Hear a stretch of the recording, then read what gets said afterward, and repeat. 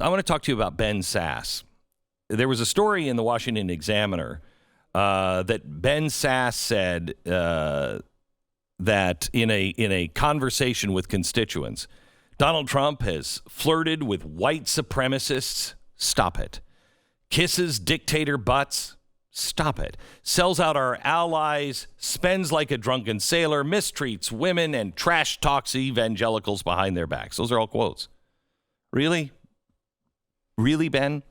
Now, I can understand differences. I really can. And I can understand that you don't like Donald Trump and the way he speaks or the way he acts or whatever. I get it. I get it. Yeah, and, there's room, on the right side of the aisle for people to disagree on these points. Correct. Right? I think that's correct. Ben, we had him on the show just the other day, yeah. right? There's no right. problem with people discussing these things, I think, openly. And I don't want to change Ben from who he is. Look, Ben has done some really good things, but if all I concentrated on was how wrong he was on all of these policies that Donald Trump is doing, that he's just wrong. What do you mean? That you're only focusing on these things? What about the others? You're just a piece of crap and you should be run out. No. I think you have a right to say it and believe it. Yeah. And in some ways, I can understand it. I think you're wrong, but I can understand it. And I think it's important, honestly, to have some people on your general side of the aisle who are asking some of these questions. Sure. It's just a matter of whether you agree with them. And I think it's important to go through it and analyze each one. If you have everyone in lockstep behind a guy, that's a bad thing. But you know what? When it comes to time to close the ranks, you close the ranks and you question things and you push in private. If you believe you're in a war to end all wars. You know what I mean? Right. And he said on the air he doesn't believe that's where we are. Kind of. He believes He said he sort of did the thing where he mocked this is the most important election of all time. Mm-hmm. Where I think, and that's what he didn't is. He didn't with the Senate. He did. Yeah, he did say the Senate was really, really important. He said the Senate will change everything if they get the Senate. It changes everything, and he's right about that. Mm-hmm. But if they get the House the White House, the media, social media, it'll be 2 years before you get the Senate, because the Senate will only be able to block. And so they'll spin it as their obstructionist to all this pain that Donald Trump did to us, when it will be their policies that are going to just put the final nail in our coffin. So let me just say this to Ben Sasse. While I respect you and I like the things you say about uniting and bringing people together, I agree. We have to bring people together on the truth, and I'm disappointed in you on the truth. And if you would like to correct me, this is an open forum to you. You can call me anytime. But let me just point out a few things that you're missing here. Donald Trump has given us great judges on the lower court, great judges, and more than anyone else in history. And he allowed Mike Lee and Ted Cruz to actually vet these people. We have 3 judges that are far superior than most of the people any Republican has ever given us, including John Roberts at the top of our list, and other bogus constitutionalists as Supreme Court members. And he may have just nominated, and it looks like it's going to pass, another Clarence Thomas, at least possibly. Donald Trump also kicked the ass of ISIS when everybody else said, it can't be done. And Joe Biden and Hillary Clinton were arming ISIS. He went over and kicked their ass. And then he came home. He got us out of the insanity of the Iran deal. He killed their head of terror when everybody said, you can't get out of the Iran deal and you can't kill their head of terror. He did. And then he boxed them in, and they're currently collapsing. That's Donald Trump that's collapsing their economy. And he's doing it at the same time he is brokering a Mideast peace deal that everyone said could never happen. And it started with him moving our embassy to Jerusalem, despite the deep state and State Department and the press and many Republicans who say, no, it's too dangerous. This is something no president has done, even though they all promised to do it. Yeah, he did meet with North Korean dictator, and I hated it at the time. But I will tell you this. I really hate the fact that no other president did anything. They just kept doing the same thing. Why? Because the State Department's given the same advice. They did the same thing over and over again, and North Korea kept gaining power and nuclear bombs, the ability to build them. You're out of time. What are you going to do? What's your idea? What would you do? Donald Trump is a risk big, win big, risk big, lose big guy. When there are no options on the table, you know what? Why don't I go over there, say nice things? By the way, he's also said he would burn him in the fires of the nuclear arsenal as well. That's not exactly kissing somebody's ass. That's negotiating. Did something happen? No, didn't. Was it worth a shot? Sure it was.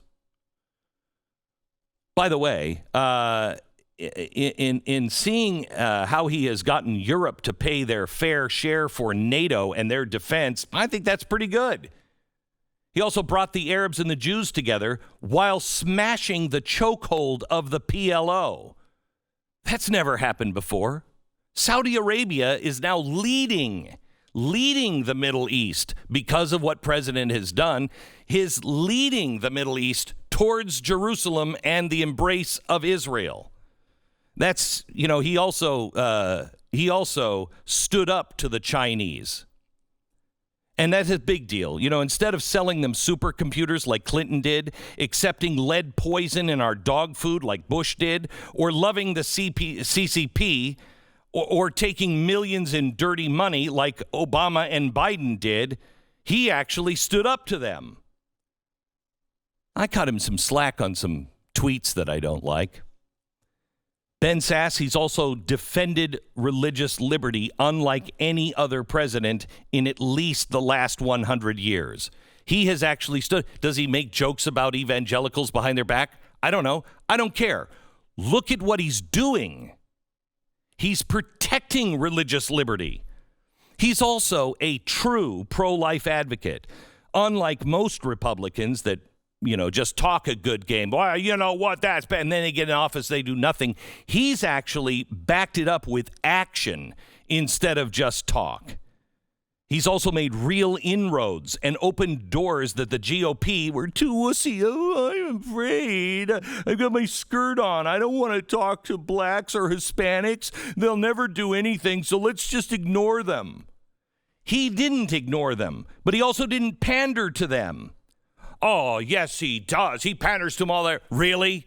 Remember the left telling us, he's called them all rapists and killers and murderers. Really? He's been pandering? No, I think he actually cleared the dead wood and opened all the pathways up so they could have access to higher education, create jobs, and not get lost in the prison system, something that Joe Biden helped create.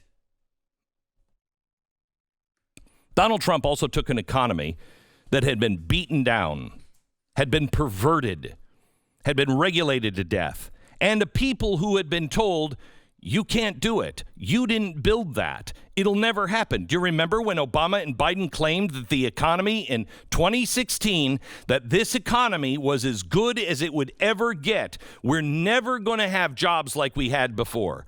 Well, he's right. Donald Trump came in and gave us the lowest unemployment rate since 1969. That was the year, by the way, I celebrated my 5th birthday. Look at me. That's a long time ago. He also created the lowest unemployment for Hispanics and blacks ever and caused the first real growth in pay that I can remember.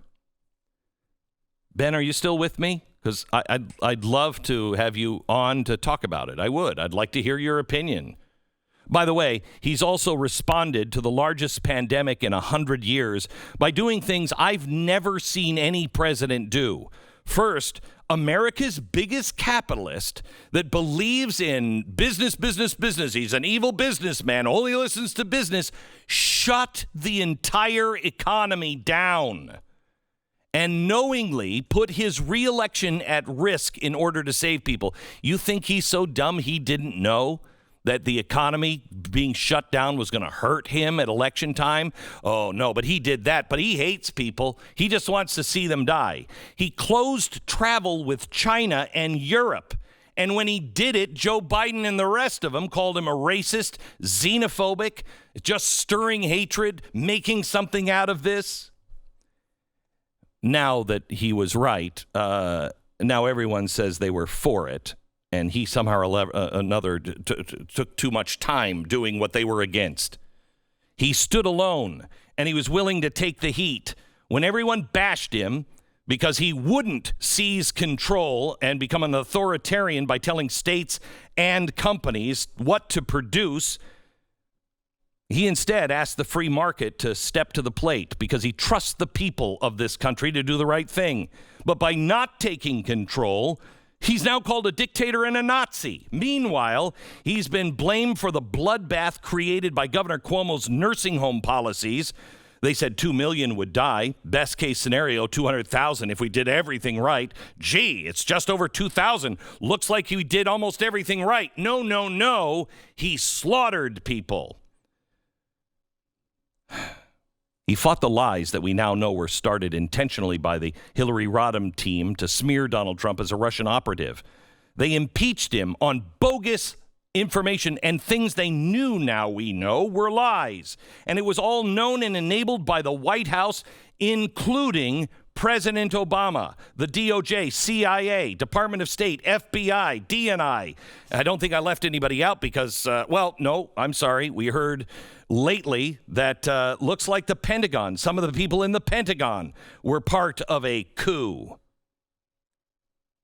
Not to mention the press and Congress, who did things that would embarrass not only Frank Underwood, but it would embarrass Kevin Spacey, and he's pretty hard to embarrass.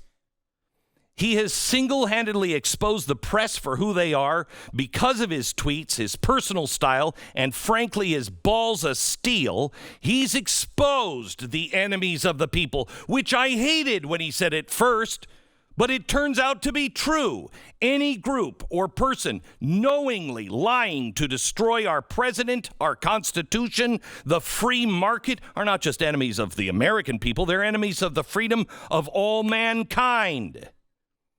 And he stood alone. I personally am sick and tired of people who can't at least give him a fair shake on the things he has done.